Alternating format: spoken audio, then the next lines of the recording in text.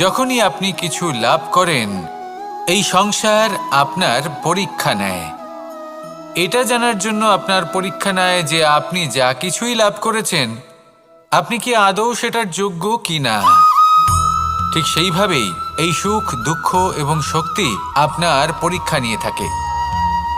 যখন সুখ আসে তখন সে আপনার পরীক্ষা নেয় যে আপনার মধ্যে অহংবোধ জাগ্রত হয়নি তো।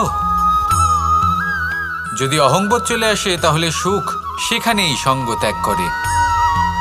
দুঃখ আপনার ধৈর্যের পরীক্ষা নিতে থাকে, আর যদি আপনার মধ্যে ধৈর্য না থাকে তাহলে এটা আপনাকে আরো বেশি দুঃখের গভীর অন্ধকারে ঠেলে দেবে।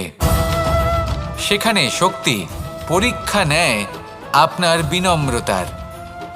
যদি আপনি বিনম্র না হন তাহলে হয় এই শক্তি আপনার সঙ্গ ত্যাগ করবে, নয় এই শক্তি